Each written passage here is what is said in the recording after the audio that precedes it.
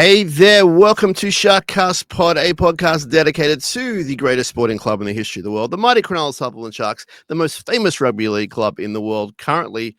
And this show is brought to you by Dyson Logistics, the Royal Motor Yacht Club in Port Hacking, and Jason Hawes at Crips and Crips Real Estate. I am Sam Shinazzi, OG 2015, on the other end of this line, as you can see if you're watching, or if you can listen on the podcast streams, you will hear in about 20 seconds the dulcet tones of Mr. Ben Harlum. He's the star producer / fourth microphone on the morning mashup on Sirius XM. He hosts Sirius XM Hits, and he is the biggest enthusiast for Coke Zero, with me sitting just behind him. But as proven in Las Vegas when we were hanging out, his choice of drink was Coke Zero, and I've got to respect that. Ben, welcome back to the show. How are you? How good was it where we caught up with Gaz and we had a drink, and this Cronulla go-to bar that gave the 2-for-1 drinks had Coke Zero, which is so rare in America. When you go into a pub or a bar, normally they're offering you Diet Coke, and I don't know what I'm going to do with myself. So is that right? Choice, yeah. I was Diet Coke going to be okay? No, I'd actually rather full strength Coke.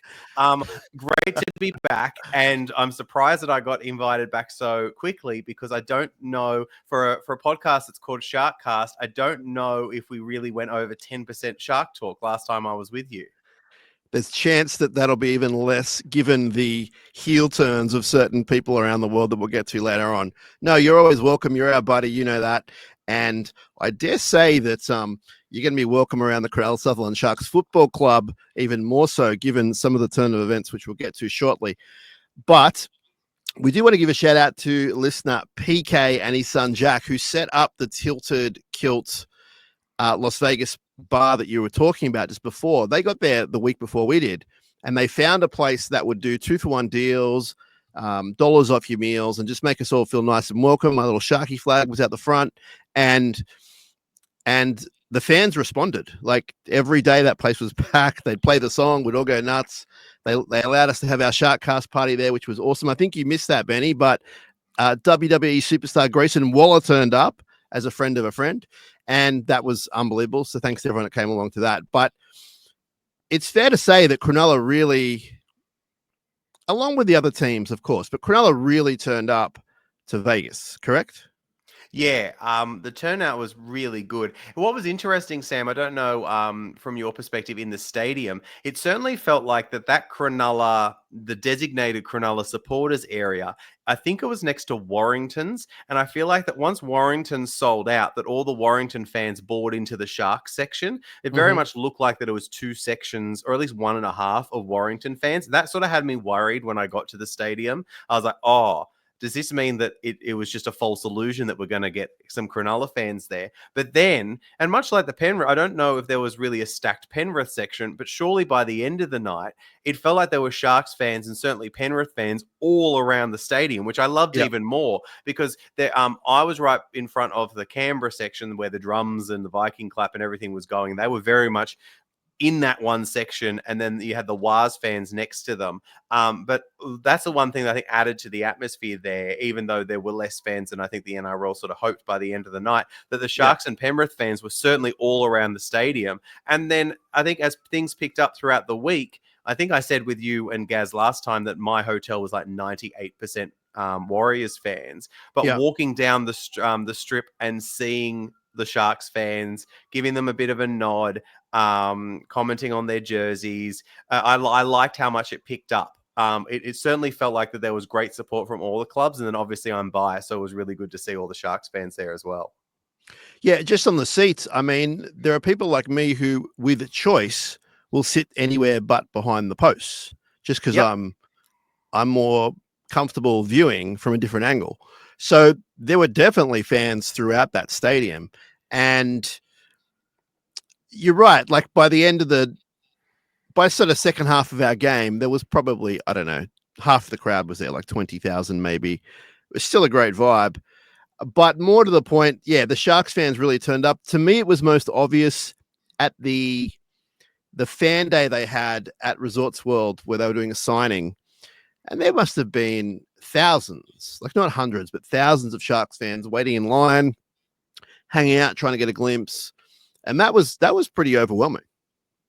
Yeah, that's the one thing that I think everyone at the NRL told me about from last year that they were surprised at. I know the actual fan hub that they had was new, but that sort of the fan experience at the launch night at Fremont Street on the Thursday. Yes, it definitely was Thursday night. I know that. That everyone said you have to go to. I couldn't go because of something that we will talk about very soon. And then when you see all the photos, I go, oh, it's now the second year and everyone's still talking about the fan hub and they're still talking about the Fremont Street. If I get to go again, I have to go and have a look at the fan hub and to go to the Fremont Street fan event, because when you see all these fans together, it looked amazing in the photos and the videos. And that's the 1-2 things that I was like, oh, the SharkCast meetup, the fan hub, and the Fremont Street fan. They're the 3 things that I couldn't get to that I really wish that I could have, because it just looked amazing. And yeah, people turned up. I loved it. I intentionally even earlier today looked at the tagged Instagram post for Allegiant Stadium, because I knew in a couple of weeks that it would be flooded with some other sport. And I just went through and just saw everybody's different vantage from their seats in the stadium and where they went in Vegas and how they use their experience. And like, my experience was so different to Josh's, who was so different to Gaz, who was so different to a bunch of different people that were there, to yours. And it was just great to see how everyone sort of did their week. It was just fun to see. So I'm really glad that so many people turned up, because that's the one disappointment. Sorry, I'm gonna it's word vomit, Sam, but that's what you get when you hire me. The one disappointment I was just thinking as I was logging on to chat to you was, this is one and done. Like, I would love if the Sharks win the comp this year and then they do the World Club Challenge and we're all back in Vegas again next year. Like, that would be amazing. But it's just, it's a one and done. We might not see Sharks play in Vegas or America again. So even though they didn't get the 2 points, it's like, what a great week for everybody. I think that if they can keep improving on those crowds, whether it's 5,000 a year or whatever going up, I'm not going to say never. Like, I think there's a chance, given the way that our club embraced it, the success they had. I got a feeling Dino will be in the ear going, hey, if you need someone, we're up for it. Like, I really do. Yeah, and crowds is going to be the interesting one, because they really sort of, by getting that New Zealand, I think the figure was like 32% of the crowd was from New Zealand or were Warriors fans. Right. I don't know how truthful that is, but it's something that I read that's like an amazing stat if possible, and totally believable for anyone that was in Vegas that week. Yes. But then you can't, the genie's out of the bottle for New Zealand now. They can't have the Warriors back straight away. So now they have to rely on those core Sydney teams, the Bulldogs, the Eels, the Dragons, see who can show up. So it'll be interesting to see next year whether they can crack 50 without, like, obviously English fans will travel. Penrith fans obviously are very dedicated to their team, but now can those core Sydney clubs pick up the mantle and really get them to 50? Because I hope that it goes up by 10% each year. You hope that it keeps going. Now, this all began, is it fair to say, what, a year ago, or at least 6 months ago, the whole planning, right, with our club? Yep. Once we got the ticket approval. And as we said, you're based in New York, very successful breakfast radio producer, and you have a lot of eyeballs on your show. And you as our listeners know, having been on our show before, you've got everyone into the Sharks. Your whole thing is the Sharks. On Monday, if you're sad, it means we lost. If you're happy, it means we won. You were straight on to the Sharks and the NRL saying, hey, I want to be involved. I want my radio show involved. And that steamrolled into a whole bunch of things. Let me ask you now, a few days later, how did your co-hosts love the experience? Tell me about their feedback. I haven't watched anything since then. Tell me how they're feeling. They're stoked. They're really happy with how the week went, because it's always fun to get out of the studio and to do something different. One of the highlights of our year before COVID used to be going to Vegas for the Billboard Awards, and we'd be there for a week, and we would literally sit backstage and we'd have our own little area, and we would get everybody and anybody would come past. They'd rehearse, they'd come and chat to us, which was always great because you get really good access. So from a content perspective, it was good. The one thing that I think, look, it's always going to be a challenge. And I think anyone that works in media in Vegas or America that has been touched by the NRL in some way, or at least they've been tried to put something together, is you don't want to just do the boring, tell me about rugby. What, wow, you guys are so tough. The All Blacks, woo. You can fall into that trap, right? You got to sort of educate, and you got to think of something that's a bit more broad. In the same way that Fitzy and Whipper, Kyle and Jack, the non-Triple M breakfast shows, maybe even non-Jones and Amanda, because they're so into footy themselves. You have to find a different angle, and that was the challenge for us, was how do we find a different angle that's exposes rugby league to the masses on our audience, but also will justify why we have Ricky Stewart coming in and doing an interview. What context can we give for Dallin from the Warriors to come in when Sean Johnson came in LA? And that's been the fun challenge for us, is finding that thing to do. And I think the guys on air found a really nice medium where we all represented a team and we were there because Ben's Sharks are playing. And we got to have a bit more fun than just tell me about rugby sort of chat. And so the guys were really stoked. And then when they actually went to the game, and like, don't get me wrong, we had the most VIP, unbelievable experience with our seats and where we were and who we were around and that sort of stuff. Like, we weren't slumming in the nosebleeds, even though that stadium, there's no bad seat. Yeah. Like, the guys had an absolute blast. They couldn't believe the toughness of these players. They couldn't, to be honest with you, they were probably the most engaged by the women's game, because they just couldn't believe that these Australian women were destroying the English. And I know that there's conjecture about that game, but one of my hosts, Stan, was just sitting there in awe, just like, they are just killing them. Like, they are just cutting straight through them. This is, and like, they are tough, attractive, skillful women, in the same way that Nicole couldn't believe the tough, handsome, skillful men that were playing. I mean, she's all obsessed with the thighs. That's, she's very open about that. So they loved the week, and they're desperate to go back, and they're so happy that that everything sort of worked well. So that was good. It was good that everyone was happy in the end. Now, just as a little thing for you, Ben, when you send me a Ben Morning Matchup jersey, yes, I'm also going to need a Nicole one. She's got a little bit of my heart now. Wow. Okay. Well, she's very much into the Australian. She went to Thunder from Down Under 2 nights in a row. She didn't think she was going to last the whole time the first night. And then halfway through, she turned to the publicist that was with us, because I left about half an hour into the first night. She turned to the publicist and said, I'm going to need to come back, and I'm going to need to be front row tomorrow night, to be perfectly honest. And sure enough, she did. This was her night. She went full day at the NRL, Thunder from Down Under straight after, and then we went to Steve Aoki at the MGM Grand. So that was a wild combo. That's fun. Okay, I'll see if I can get a Nicole jersey for you as well. And so, in your role with making some magic happen, which we'll get to shortly, you, as I said before, very much on the front foot with the club. You were in chats with the boss Dino. You were in chats with media boss Mel. Whole bunch of things. A lot of plans in the work. And as we got closer and closer and closer, things started heating up. And you did some, due to, I guess, scheduling, you did some online fun things with Nico and, was it Kale? Who was the other player? Okay, so Nico and Kale was the Katy thing we're going to talk about. Yeah, so we had, that's fine. Blake and Britt did taste testing with American snacks, and and my guys tried Australian snacks. I use air quotes. And then we did, we traded slang words and colloquialisms with Ronnie and with Nico. Yeah. So basically, look, I opened the door. I said to the NRL, we want to do X, Y, Z.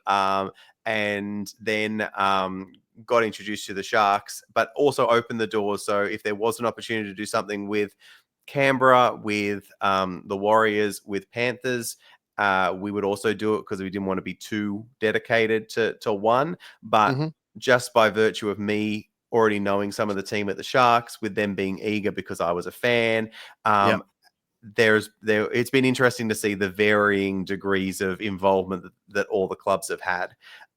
Some we didn't do anything with. Well, one in particular we didn't do anything with through no fault of my own.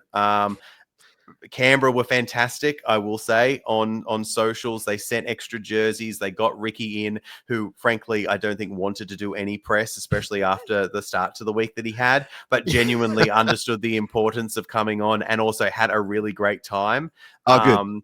And then we did heaps with the Warriors with SJ when he came for his LA visit, and then again with Dallin. Lucky that he was injured so he could come in, and it didn't sort of interrupt things. So, like, we opened the doors to everybody, and whether they stepped in or not was up to them. And I was super stoked that the Sharks really sort of jumped in and were all over it. So yeah, we did extra content with them that lived on social, and we did some stuff on air that worked as well. So it was good that everyone was good sports. So at the fan signing, I was interviewing a bunch of people, and we got Dino on, and which I recommend listening to. Dino had a really good short, sharp interview with him. He was so pumped, so amped. And I think it was off air. I said to him, "Is the thing happening?" And I was referring to the Elle Macpherson photo because at that point, no one really knew about that. And he goes, "I think so. Yeah, I think in 24 hours." And I went, "Oh, beautiful. That's awesome." And I should say at that point, I knew I wouldn't get into the room because I'd been hanging around the Sharks like a bad smell, and they were amazing for a lot of things. Amazing at that point. And I was told by other people, don't ask about Elle, which of course is perfectly where my place belongs. And then Dino kind of paused and he said to me, we got something bigger happening as well. And I went, "Oh, great. Can you tell me what?" And he smiled. He went, "Oh, I'd love to, but I can't." And in my head, I'm like, well, I'm guessing it's the Katy Perry thing, but I don't know. Is there something bigger? I don't know. And I started to say, "Oh, is it the?" And then someone grabbed him and he said, "I've got to go, Sam." I said, "Yeah, no worries." And so he walked away thinking he was having a little cheeky little win over me. And in my head, I was like, no, I know what's happening. Ben's my buddy. I've known this for ages. And then it was still up in the air, right? It was still, we weren't sure if the paths were going to cross. And then a little bit after, I don't know who it was. It was either you or Gary or someone said it's happened. We're good. I think it might have been you. So I think I may have sent the photo of her holding the jersey to you. Yeah. So can you run us through how you got one of the biggest pop icons in the world, Katy Perry, to become a Sharks fan? Tell us all about it. Totally. Okay, so we landed on Tuesday in Vegas, and immediately I got a call from my boss. And as fate would have it, Katy's record label, called my boss and said, "Katy is in town. She's staying Somewhere. She's staying somewhere. I was about to say, but that's okay. She's staying nearby in Vegas, and she wants to do a bit of extra press for the tour, but she also wants to record some social content. So we need a quiet sort of space. We know that you have a studio at the Wynn. Could she do something there? And we can record some extra content if you need." And my boss said, "It's like, what are the chances?" But the morning mashup are in Vegas, and we could do an interview instead of just her recording some liners or whatever. A complete fluke that she is there, and a complete fluke that we were there at the same time. So that was how I started. I literally landed, and as I was walking to baggage claim, that was my boss calling me saying, "We've got Katy for Thursday."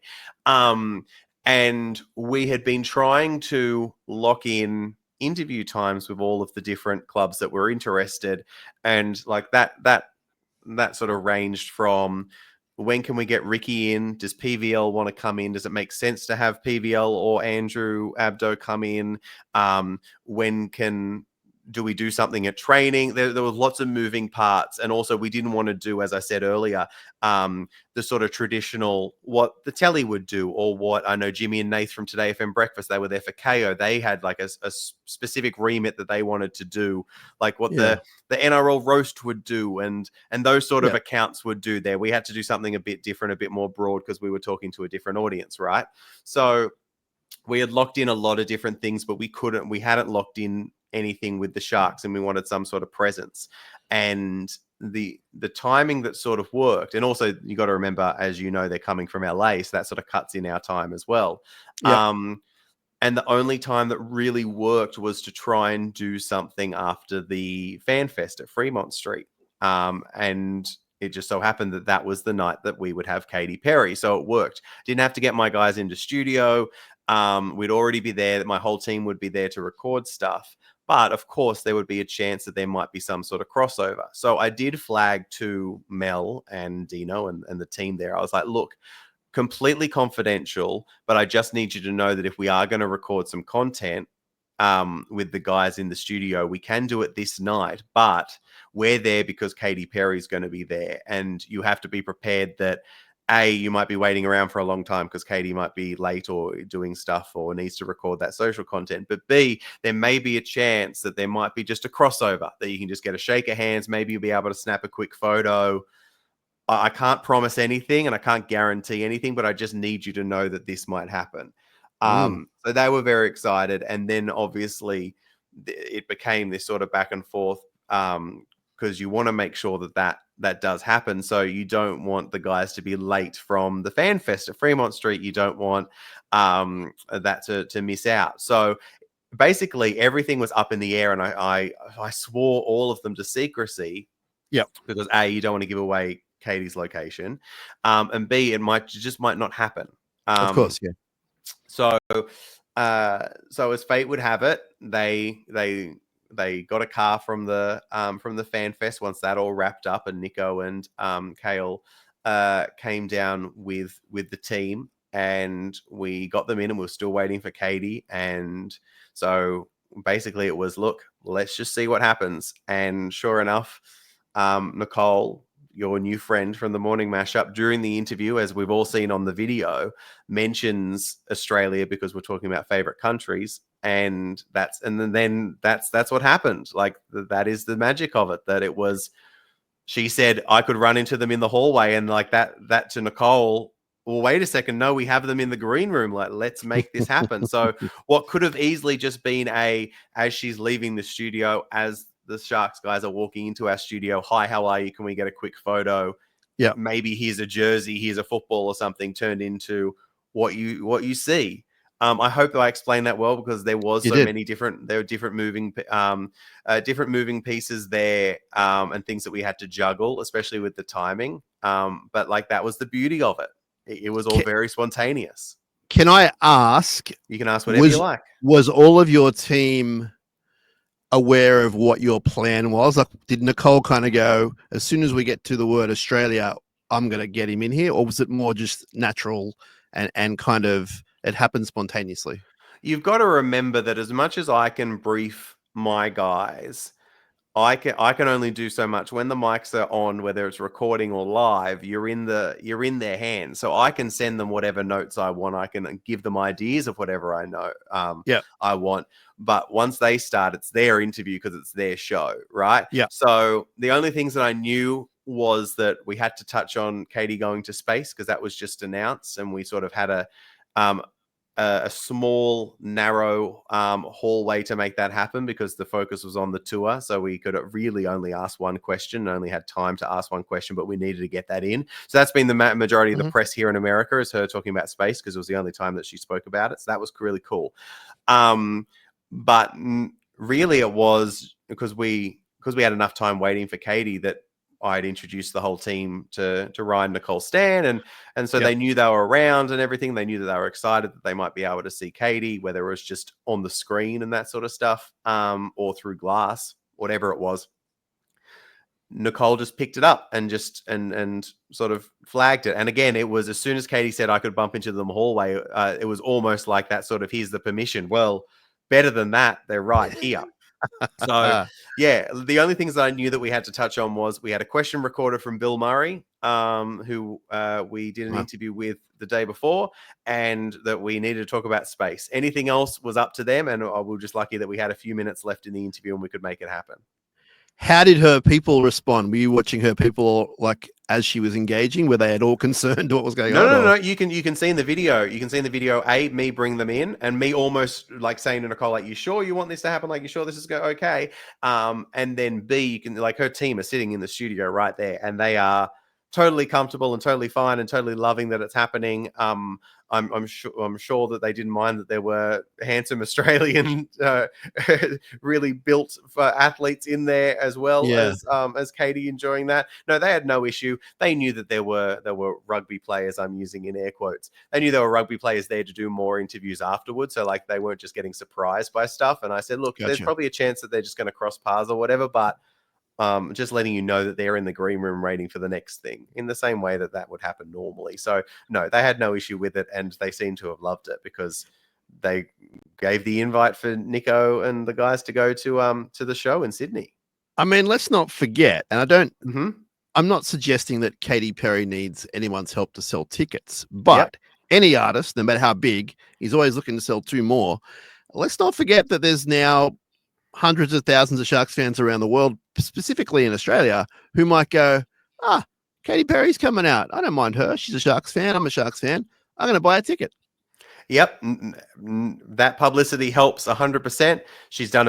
I think she's done better in Australia selling tickets than she has anywhere else in the world, which helps with the AFL Grand Final doing that. But also it doesn't hurt that we're in March and she's coming in May and June, and it's just another sort of, hey, just a reminder that she's here. If you missed it the first time, she is coming and she's doing a bunch of different shows. So yeah, like this isn't all like, hey, how good is this press for the Sharks? Like Katy and her team would be stoked with it. I'm sure that the promoter in Australia who didn't have to lift a finger is very excited about all this extra press about her tour. I mean, you might fly back and you might get some more VIP treatment, Benny, when you go to the shows. Well, she was trying to convince me to fly to Sydney to see the show. I said, I'm just going to go in New York. I'm more than happy to. And then I discovered that, yes, I'm actually going to be in Australia when she's there. And there you go. Yeah, so that turned into another thing. So, yes, it was very weird. She was going, you have to fly back to Sydney for the shows. And I'm like, can I just walk down the street to the Garden in New York? That'd be much easier and cheaper for me. I'll clear my schedule, Ben. You and I will go. No worries. Yeah, there's a lot of people on that list. Gaz, Clevo, you. There's a lot of people that are. Clevo probably goes the number 1 as fan of Katy Perry. Coincidence? They picked 2 of the most handsomest, the most handsome gentlemen you've ever seen in your life. That they just your rocked words, up in. not mine. They're mine. They're my words. Yeah. Yep, your words. You're saying that was just like, yeah, gotcha. Yeah. I'm just saying that your words that it's convenient. I agree. They're both very handsome, very lovely, lovely dudes. And Nicole and Katy were very enamored by them. But yes, your words that it was just a coincidence that that they were the ones that came down. Someone said that Kale bumped into Rihanna in LA. Have you heard that one? I haven't heard that one. That's a good. He's on a good wicket then. If that's his trip. I think that was like walking down the street or something. Someone told me. I'm like, well, why would you make that up? So we'll say it's gospel. Okay, awesome. That's thank you for that insight, Benny. That is, I mean, in all seriousness, it's a massive get for the Sharks. Like it's the promotion that you got them. I'm going to say we couldn't pay for it. Well, you couldn't because she's too expensive. Like, and that's the funny thing. And this isn't anyone in particular, but this is just generally how this sort of things works, and not with the NRL. But if you've got someone who doesn't really know how things work, they might go, "Oh, you're helping us with this thing. Hey, can you get Ed Sheeran to post because you've had them in?" And it's like. Ed Sheeran, like if he had to do an ad campaign, you'd have to pay a gazillion dollars. Like Taylor Swift only posts stuff about her projects on there. Like you can only imagine how much Menulog had to pay for Katy to do the ads in the UK and Australia. So like, you actually, this is money can't buy this sort of cool exposure, this is the fun part, right? So we know that the Hall of Fame after that event down at Cronulla, they had the 11 guys with their murals up on the wall. We've got Gallon and ET on the other side. The space for a Harlem in the middle, I think. Oh, I did just post a photo of me and Katie on the Instagram. You think that could be added to the mural? That's the one. Right in the middle of all the icons, Ben and Katie. And then with little Las Vegas 25. That's it. I will say, like, and obviously I'm biased and you are too, Sam. So when we look at the coverage that different clubs were getting, the way that the Sharks, who were the away team, so which means that they had a smaller, like, how do I say it? Like an admin and non-football staff, Budget, smaller budget. a smaller budget, smaller team to send over. And also the Sharks is just like in marketing, you'd call it a challenger brand, right? Like they're always sort of the young upstart that's just trying to, really make what they can with little resources. That's what my show is like as well. We're definitely a challenger brand in terms of the budget and stuff that we have at Sirius. It's very cool to see the way that they nailed the week in terms of the press that they got. Katie stuff is great. The L stuff was great. The fact that they had ET there, like the amount of, as we had the over under on how many selfies he was going to take in the week, and the amount of TV shows and crosses that he was doing. Like you compare that to how, like the Raiders had the press about who was going to blow the Viking, the horn. Penrith didn't really have much. Warriors, I couldn't see much in that sort of realm. Sharks really batted above their punched above their weight, batted above their average in terms of the amount of coverage they got. Like what they were on the front page of the Sunday telly in terms of that 16-page lift out they did, front and like back, and with Nico and Adam on there. They did very well. So a big credit if any of those team are listening to the pod. They did very well in terms of that sort of coverage. And we should be really stoked as fans that when we hear, your club's on the front page of the Telegraph, we're trained to get goosebumps. Yes. And, oh no, what's happened now? that when it's actually a photo of ET and L, and you go, that's actually quite cool. Like that's a great idea. That's cool that they made that happen. That's been cool. And to their credit, that was a long time in the works. Whereas the Katy Perry thing was like your good fortune and just almost not a fluke, but just it was very as you said, last minute kind of thing. Whereas the L thing, they really, really tried their best to make it happen, and it did, thankfully. But I can, without getting into too much of a love fest for those guys, and they do listen and they do watch, and I am friends with them. I was around them a lot, and they worked their butts off. And there was only a small team. It definitely wasn't the entire Sharks admin team. It was a small amount of people, and they were all doing different kind of tasks and little sleep and really working their butts off. And I think, it's a good one of those life lessons, Ben. You work hard and things will hopefully come to fruition. And it's a good example of the last week, because they really, as you did, as I did, we were grinding away over there for the Sharkies. So magnificent event. Overall, Vegas, NRL, not Shark specific, NRL, you happy? You're pretty successful from your point of view as a native over there, so to speak? Yeah, I think you got to be pretty stoked with how that, like, we were given a certain amount of tickets to give away that I sort of thought was a bit of a pipe dream that we'd be able to give them all away on the radio that week. We gave them all away. There were people calling in from Vegas, Utah, California. That was sort of our main ones because they're all within driving distance, or flying distance to Vegas, and obviously lots of locals. People that were texting us afterwards saying, it was our first experience. This is so great. We had Australians next to us teaching us the rules. We can't wait to go back next year. Again, that Fremont Street just completely taking things over. Park MGM, 98% Warriors fans. They're just everyone with jerseys. And even the TV figures, I've read all the articles, and everybody is sort of happy with that 400,000 on Fox, which, it's great promotion. It's a Saturday night. And not many people are watching TV on a Saturday night on free to air. Not many people are watching free to air these days anyway. But that's a cool result as well. So I was glad that that's been positive. I mean, you've got to be happy. Vegas tourism saying that it's pumping $100 million into the economy that week. Like, wow. Like there is. I said first time that I was on with you, Sam, last year, I was like, we should be really proud that the Sharks in the second year have been picked again after what we've been used to with the club and our reputation out there. Like that, this is pretty cool. It's a pretty cool week. Vegas is the perfect city for it because you can come over for a few days and make it happen and make an impact, because it is sort of a smaller market as opposed to if you tried to do New York or LA and sort of you'd be swallowed by other stuff that's happening. And also New York, it's like minus 10 degrees. So can you imagine playing in like the NFL stadium in minus 10 degrees? That's just not going to work. Yeah, I think the NRL should be really stoked with how it went, Sam. There are obviously life lessons and stuff that they'll learn for next year, and they'll just keep tweaking and tweaking. But I really am desperate to do it again. And I'm interested to see how I'll do next year if the Sharks aren't there, and like how that week will be different. Because I think there was an added sort of pressure for me.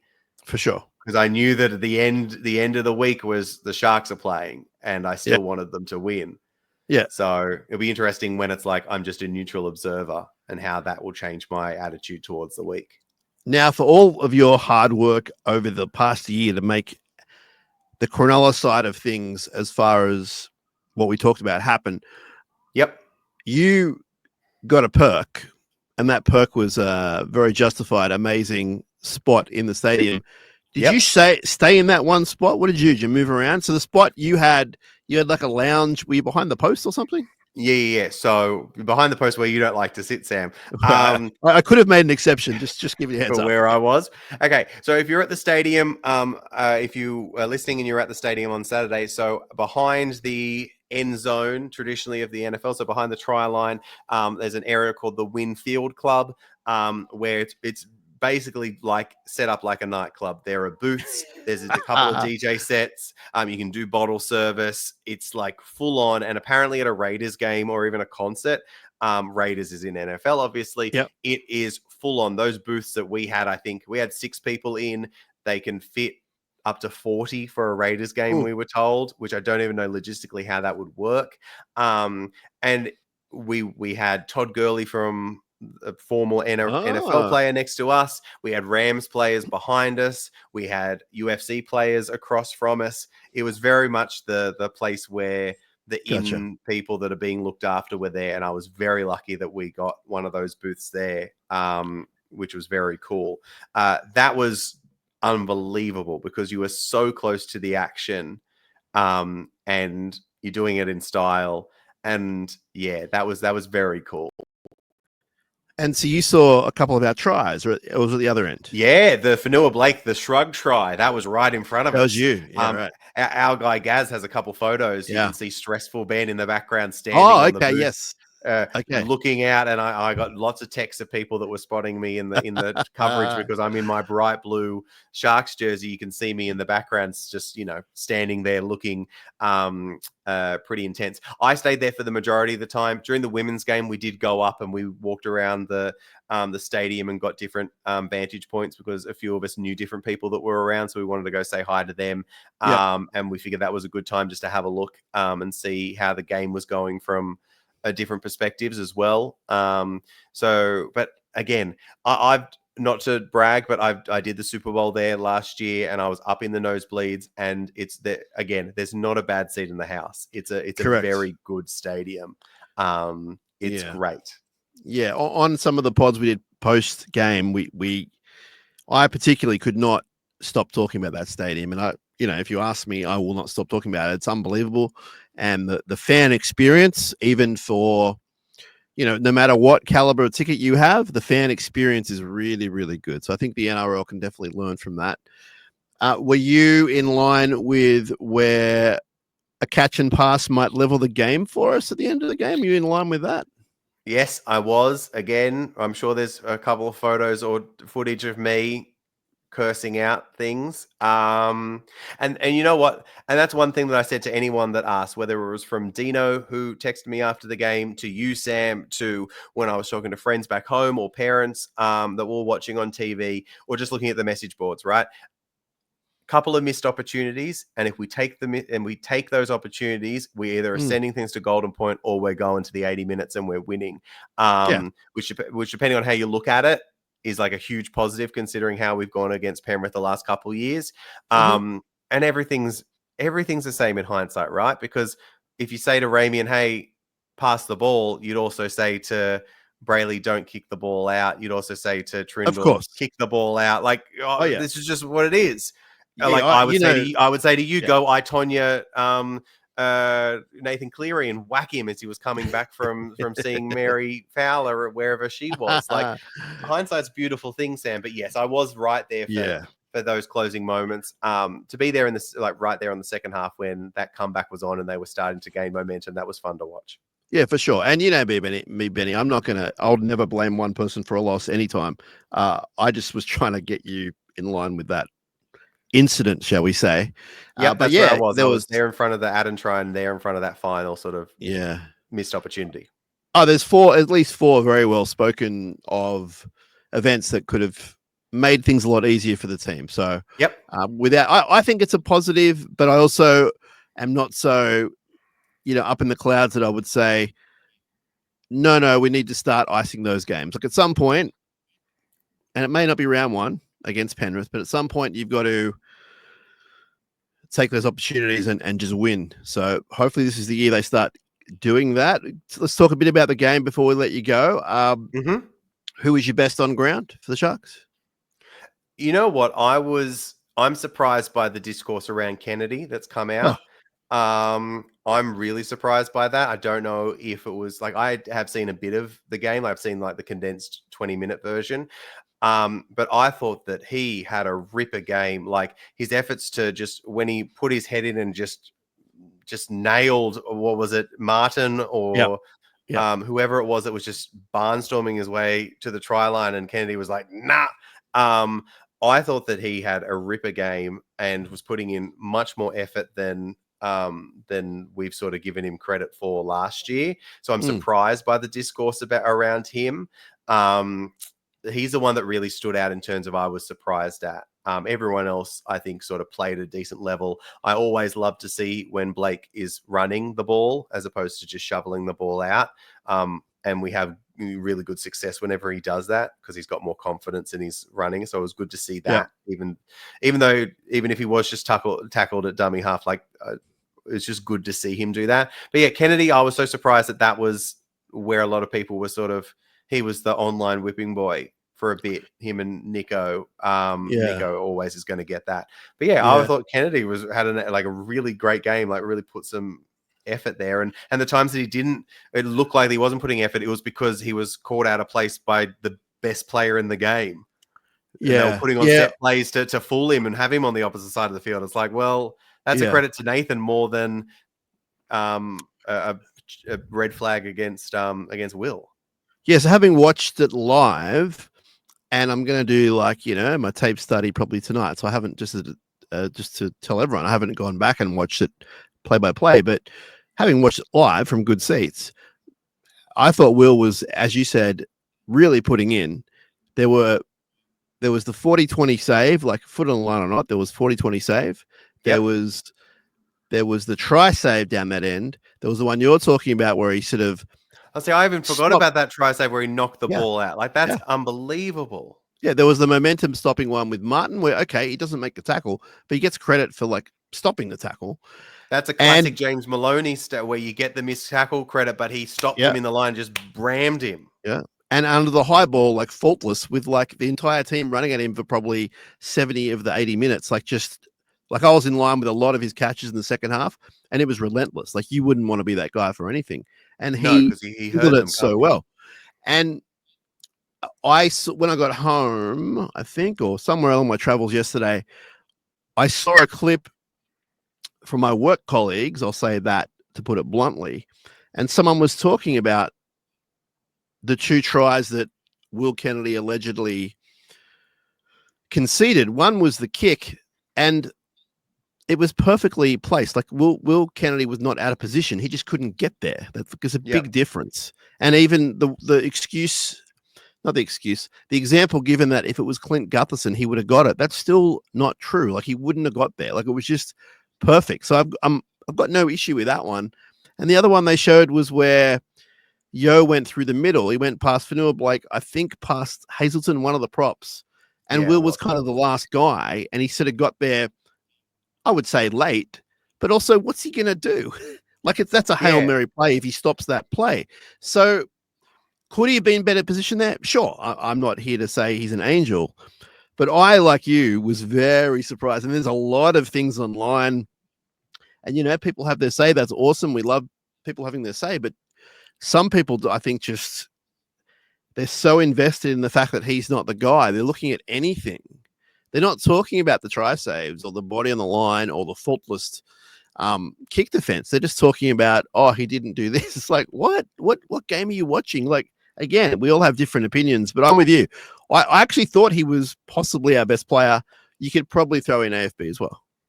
Yeah. And not to brag, but I did call that Ramian was going to be having a barnstormer over that try line, and I should have probably backed myself and put some money on first try scorer.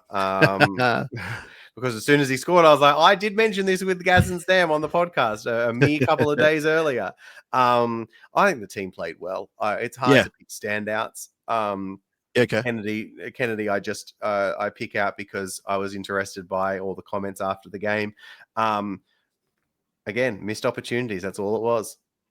Yeah. A couple of penalties we didn't need to give away. A couple of kicks we needed to nail. A couple of balls that we don't drop. And we're sweet. How are you feeling about round 2 with the Cowboys? So in a week and a bit, how are you feeling?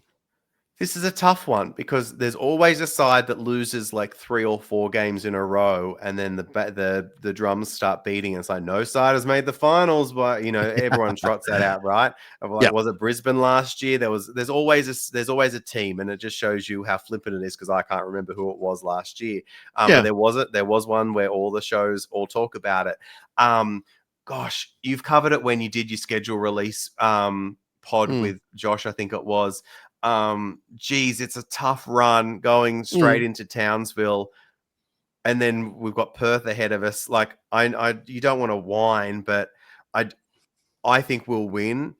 I think that we're going to be really good for the experience, and like what a great bonding experience for all of the teams to have that sort of week, the camp away from everybody.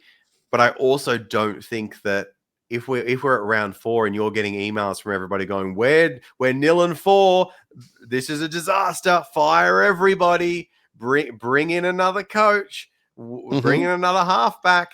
It's like there are other things. I don't want to make excuses, but I am concerned at how the travel is going to affect the guys. Hopefully they can harness that into a positive energy. And really, if it's just us versus the Cowboys, I really have no doubt that we're probably going to win. Okay.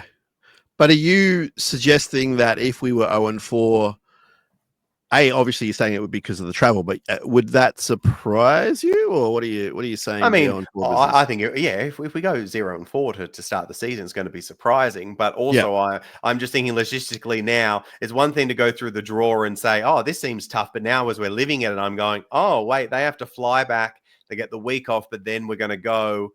It's the same thing. I think the Warriors. It's going to be tough for them having to do Vegas and then travel wherever they're going to travel in the next couple of weeks. Like it's a no-win situation.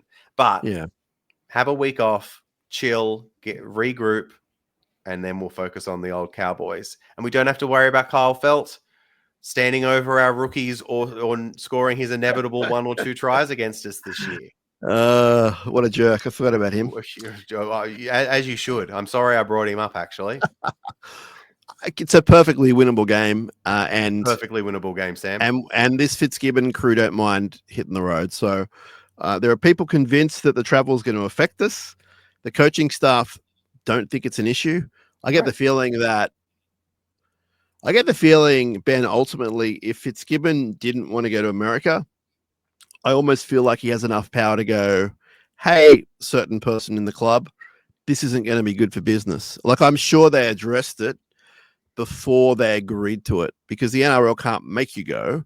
And obviously we've talked about all the positives, But if the football club don't want it, from my experience, particularly with this group of coaches, then it doesn't happen. So they're okay with it. And one of the things I was concerned about with the Katy stuff was I would hate for that to come across as, I know that our friend Ricky O, his opening line was, Sharks didn't get the 2 points, but they did pick up something else on the way, which is a great line, right? But like, I didn't want the idea from the fan base being not the, oh, look at them, they're too busy hanging with Katy Perry to actually train. Yeah. But more a, you want the week to be seen as a success, and you want the campaign to be seen as a success, which I think you know and I know that the club do consider it a success in that aspect. Yeah. But you also know that the football club and Fitzy are going into training this week and going, look, that's all well and good, but we didn't win.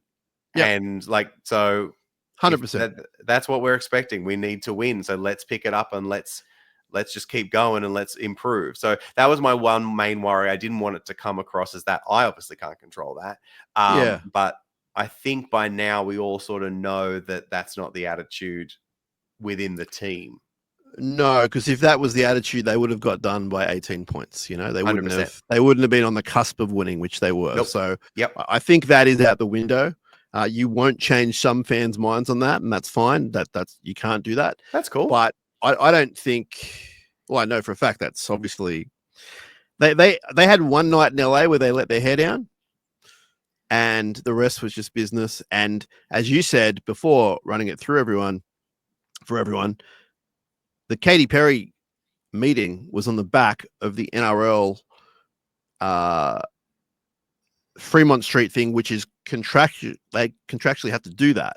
So our boys just went from there to go to your studio down the road. So that's right. They didn't give up training on a Friday morning. They didn't skip the captain's run or anything to go do this, nor would they either. The one learning I think will be really interesting, Sam, when you see whoever is announced for next year, what they're going to do, because from I know the people that you've spoken to at different clubs, they were really stir crazy. You hear now all the reports are coming out about how some of the Warriors, like the coaching staff, that someone was claiming they were out on the beers all week. You've got what happened with the Raiders at the beginning of the week, and the rubber baseball bat and that sort of stuff. And like Penrith seemed to be pretty sort of chill, but they've got everything sort of worked out for themselves. But then you had the Sharks, and they went to LA, as you said. They had the night out, they bonded. They started the week and they got a couple good sessions in, and then once they sort of went to Vegas, it was almost like, okay, like let's switch on and let's just do this. And yes, they didn't win the game, but it'll be interesting to see those clubs next year, what their attitude towards that week setup's going to be, because they could do San Diego or LA and then come to Vegas. They can do Vegas for the whole time.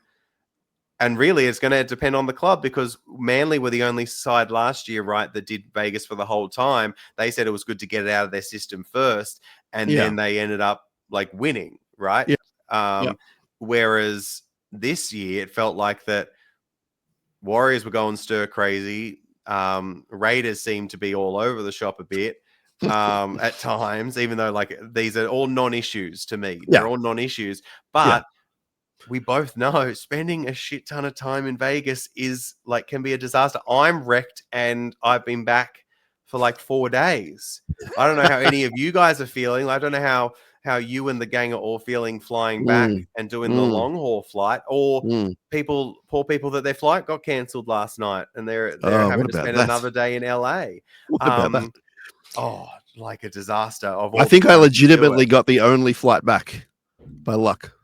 Yeah, you would have, because everything else was straight out of Vegas, and it was the LA flight that the other LA flight that got canceled. Yeah, you were very lucky.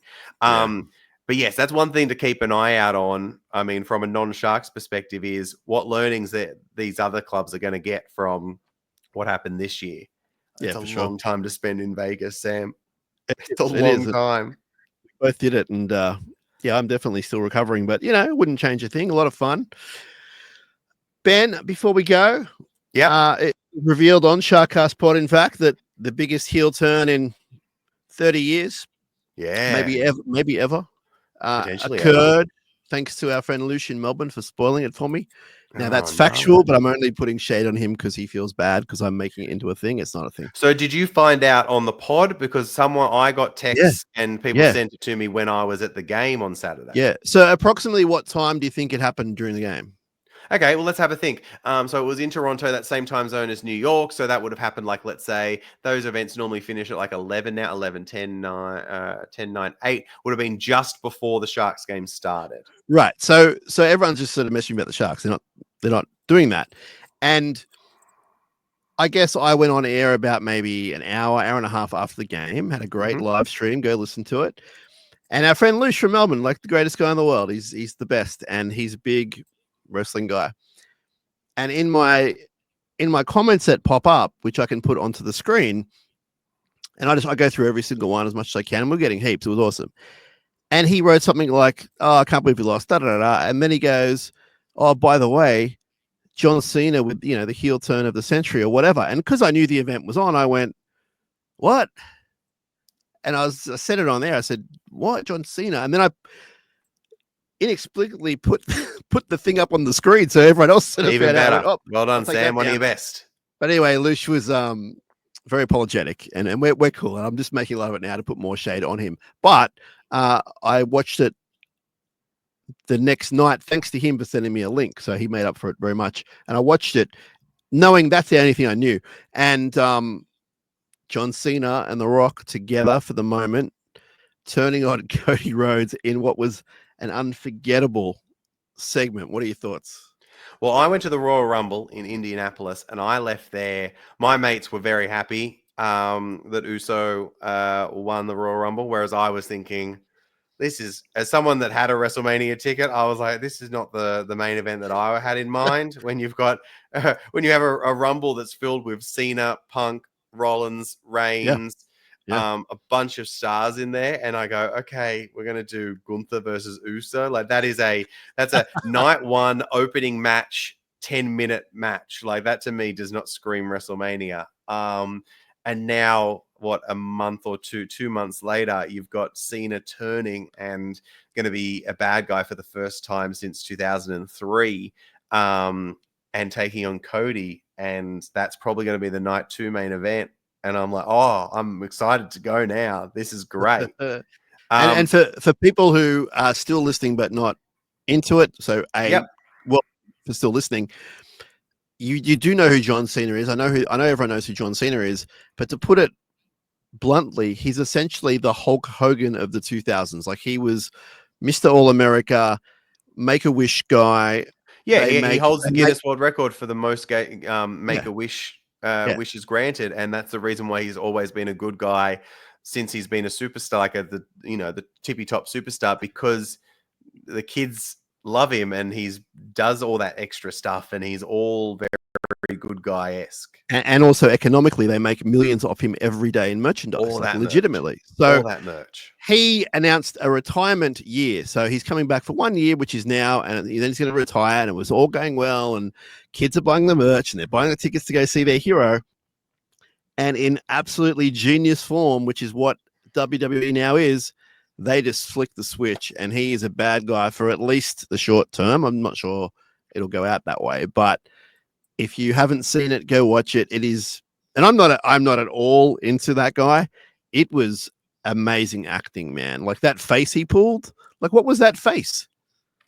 Yeah, no, it was very cool. It was just a cool segment. I didn't need Travis Scott there, but Yeah, that was weird. that was weird. Even though technically he is the most dangerous out of the three, but we won't get into that. I really didn't need him. I was showing Uh, my 9-year-old kid who's just into it a little bit, and he was like, "Why is Travis Scott there?" I said, "I legitimately don't know." Yeah, it's a great question, little Sam. Mini Sam. That's a great question. Yeah, no, what a great segment. Opens up so many different possibilities. Ah, And if you're the type of person that really only has a casual love of wrestling and maybe just starts watching because WrestleMania time, like chuck on Netflix, because that's cool. Like there's a lot of unanswered questions and a lot of different possibilities that can go into the American summer and this final year of Cena, how long he's going to last and how long The Rock's going to last there. No, it's definitely gone from the end of the Rumble where I was like, oh, this WrestleMania is going to be a dud, to Saturday night when I was like, oh crap, like this is awesome. There are so many opportunities here. Yeah, you're like, bring on Vegas Part 2. That's right. Here I am complaining about being wrecked after Vegas, knowing full well that I'm going back, but I am only going for one night, so okay, that'll be okay. All right, Benny, thanks for your time, man. Really appreciate it. It was awesome hanging out in Las Vegas, and we'll see you when you get back here. We'll talk to you no doubt before that. Yeah, thanks for everything you did for us. Even when I was like, do I turn left or right? You were like, go right, 100 meters. Like, you were awesome. So I really appreciate Anyone that goes to Vegas now knows how terrible it is to try and find the place where the Ubers pick up, because you were literally going to the parking lot of the parking lot. Yeah. Past where the staff park, in some weird alleyway that has one sign saying Uber pickup, and it's like, and Vegas is bad enough to walk at the worst of times, but when you're then trying to find the Uber pickup section, it's like we lapped around the Flamingo trying to get somewhere because they can't pick you up off the strip. Yeah. So and there's other times where I'm like, I can see you, Ben. I'm just gonna cross the road, and you're like, yeah. Turn right, go over those steps, up the escalator, through the lift, into the mall, down, and I'll be on the other side waiting. And I'm like, yeah, but you're just there. I know. I was saying to poor Nicole, we're like, oh, we've got dinner plans. We're at Park MGM. MGM Grand, where you were staying, Sam, is literally across the road. Again, air quotes. But then like half an hour later, you're still trying to get over the street to get there. And she's wearing heels going, what do you mean across the road? Yeah. Vegas is an experience. Anyone that went there just in general, or anyone that went there last week, knows exactly what we're talking about, because it can be a bit of a slog. It's all very deceptive how far away everything is. I was counting my steps, which I've never done in my life, and how'd that go for you? It was like 35,000 or something. Yeah. Especially like even going from the Wynn, where we had our studio, to Resorts World, where we recorded the pod with Gaz and where the fan hub was. That looks like it's across the road, but you're walking, you're like, what is happening? It's just nothing is near each other. Yeah, but it was fun. It was fun. So much fun. Great, memorable, potentially once in a lifetime. Who knows? But we're not going to say never, because they could be back soon. We don't know. It was that successful. World Club Challenge, bring it on, guys.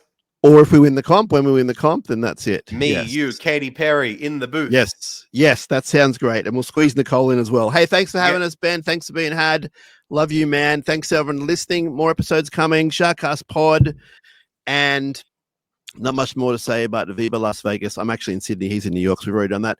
Ben, talk to you soon, my man. I'm going to hit end record. I'm going to say up, Cronulla. I can't play the songs. We didn't win, but I'm going to say up, Cronulla.